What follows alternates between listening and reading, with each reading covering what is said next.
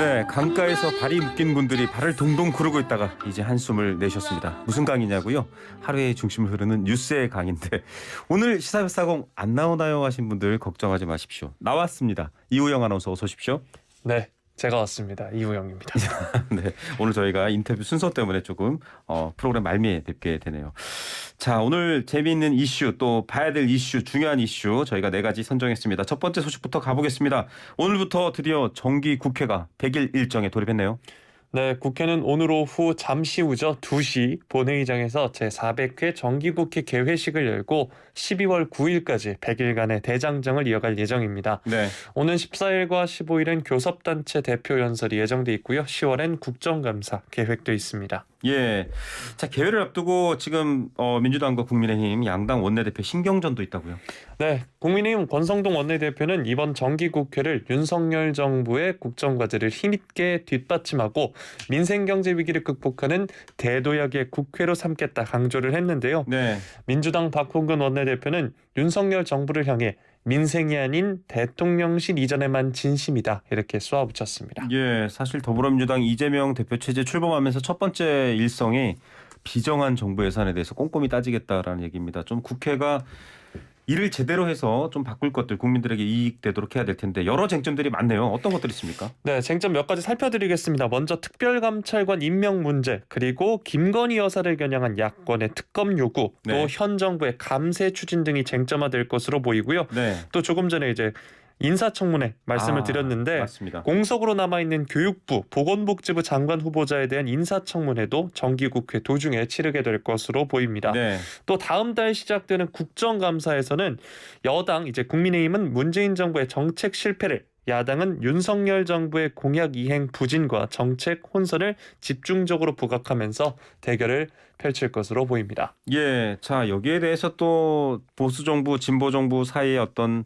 정책 또 철학적 배경일 수도 있겠습니다만 종부세 관련 법 개정안 상정인데 이게 처리가 됐네요. 그래도 네, 여야가 조금 전 오전 11시 국회 기획재정위원회 전체 회의를 열고 종부세 완화 법안에 대해 합의를 했습니다. 네. 이 합의한 내용을 살펴보면 고령자와 장기 보유자에 대한 종부세 납부 유예와 관련된 건데요. 네.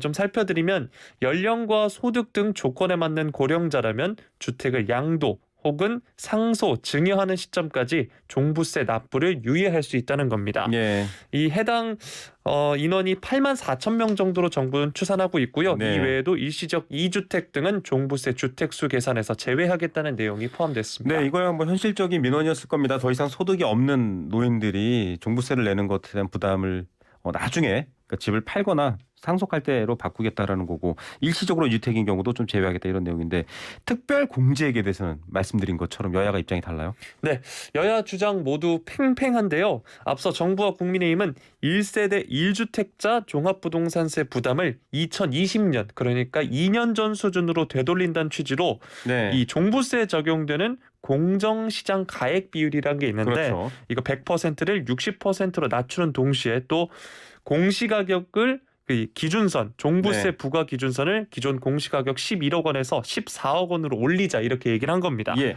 야당 더불어민주당은 이를 부자 감세다라면서 반대를 하는 건데요. 네. 이에 대한 절충안으로 국민의힘이 14억 원 대신 12억 원으로 낮추겠다고 밝혔지만 민주당은 공정시장가액 비율도 60%가 아닌 80%까지만 낮춰야 한다는 입장입니다. 예, 뭐 관련 이런 논쟁이 계속 많이 있었습니다. 이거 개정안 통과 안 되면 어떻게 되나요?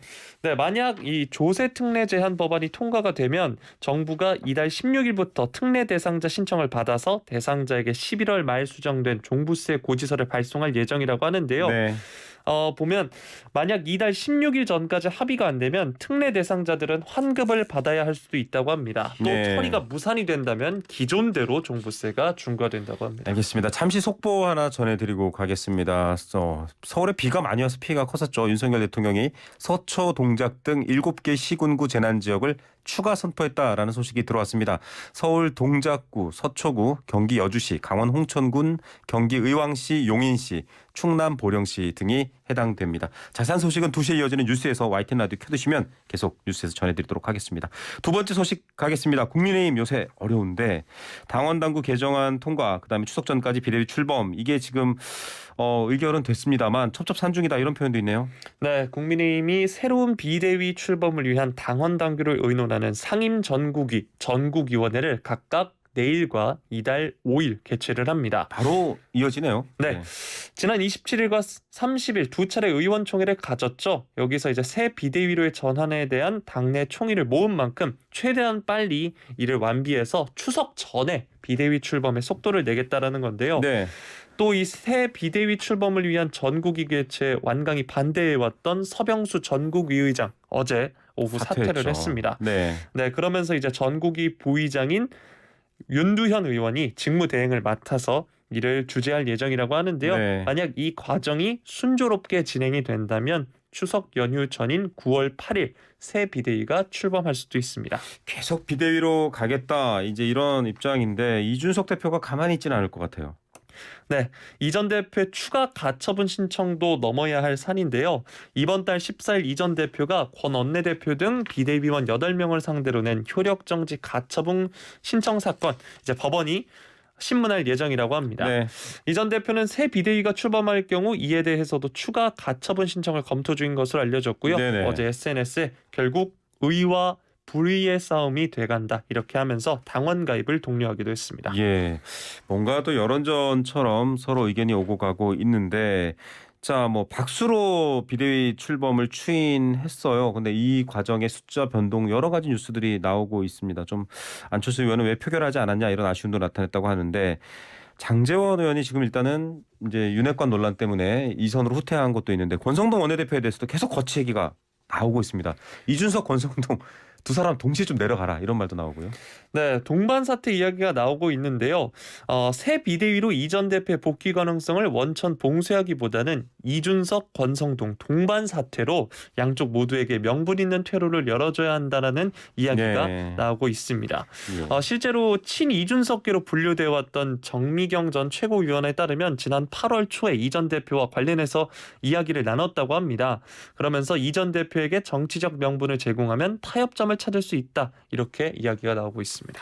예, 권성동 의원뿐만 아니라 지금 장제원 의원 이선 후퇴 앞서도 제가 말씀드렸습니다만 이준석 대표는 여기에 대해서 또 공격을 하고 있습니다.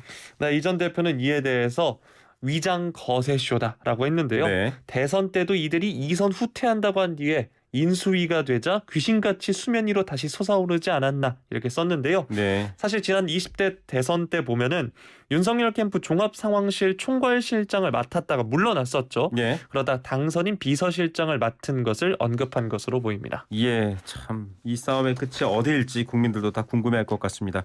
세 번째 소식입니다. 여행 계획하신 분들 또 지난 수해 때 좀 힘들으셨던 분들은 귀 기울여 들어주시기 바랍니다.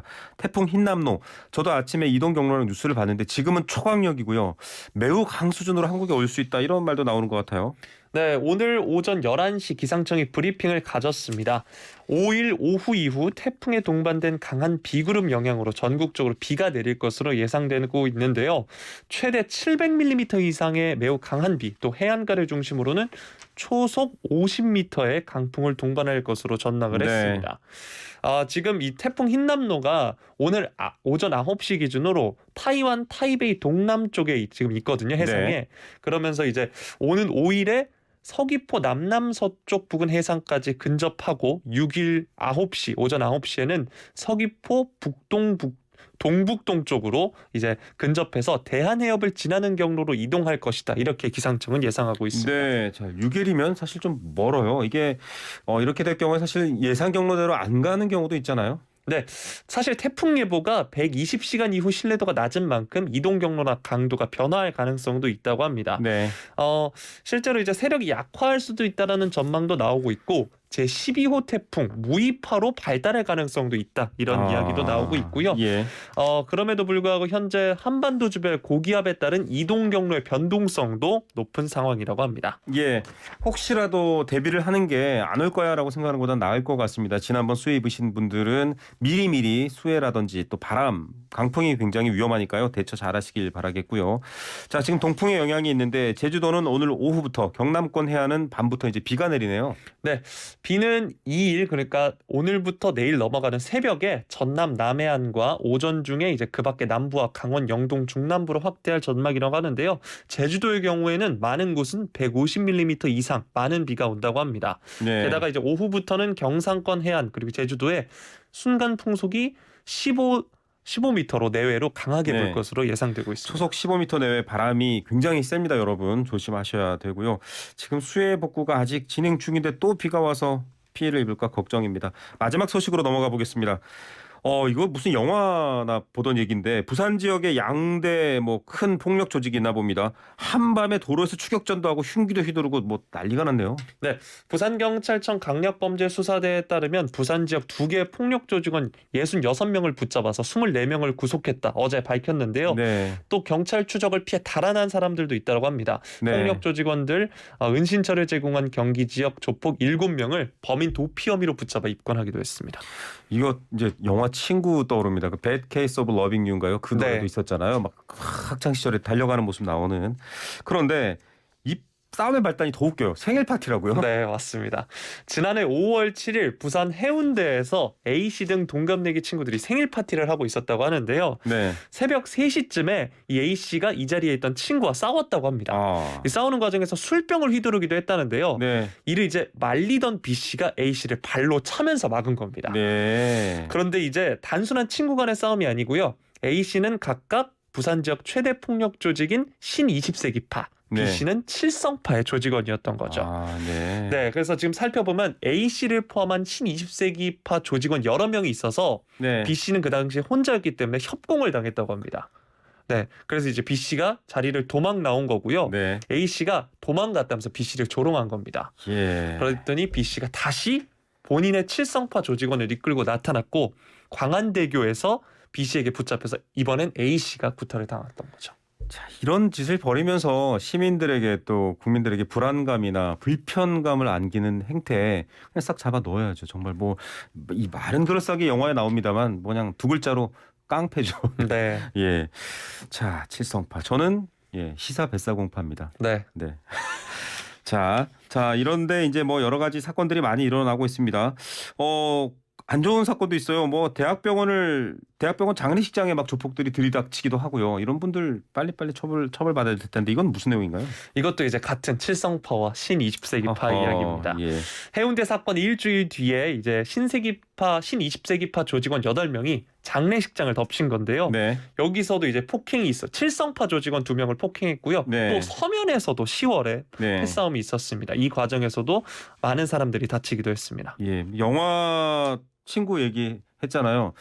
거기 대사는 네가 가라 하와이인데 제가 보기엔 네가 가라 감옥, 네가 네. 가라 경찰서가 돼야 될 것 같습니다. 이게 영화로 될 정도로 이들의 다툼이 오래됐군요. 네, 실제로 친구 얘기해 주셨는데요. 앞서 말씀드렸던 칠성파의 경우 영화 친구의 모티브가 된 아. 조직이기도 합니다. 예. 네. 이분들이 사실은 뭐 열심히 일해서 돈 버는 게 아니라 되게 유흥업소라든지 불법들 많이 하잖아요. 네, 맞습니다. 경찰은 이들 보복 폭행 관련 첩보를 입수하고 1년 넘게 수사를 벌였는데요. 네. 보니까 이제 폭력 조직 운영 자금을 조달을 불법 성매매 업소 운영을 통해서 했고요. 네. 또 일반 시민에 대한 폭행도 저질렀다고 합니다. 예, 이거 뭐 성매매업소 운영, 폭력조직 운영 자금 조달뿐만 아니라 폭행 이런 것들 반드시 벌 봐야 될 것 같습니다. 영화처럼 바라보지 마시고요. 자, 오늘 소식은 여기까지 듣도록 하겠습니다. 이런 조폭 같은 친구 말고요. 정말 보약 같은 친구 시사뱃사공 이우영 아나운서와 함께 여러분 네가 봐라 시사뱃사공 하시면 좋을 것 같습니다. 자, 그만 고생했습니다. 안녕히 가 시사뱃사공. 예, 감사합니다. 이우영 아나운서였습니다. 고맙습니다. 네, 자 이슈앤피플 내일 오후 1시에도 여러분들에게 다시 찾아오겠습니다. 친구보다 더 가까운 뉴스 전달자로 저희도 최선을 다하겠습니다. 감사합니다.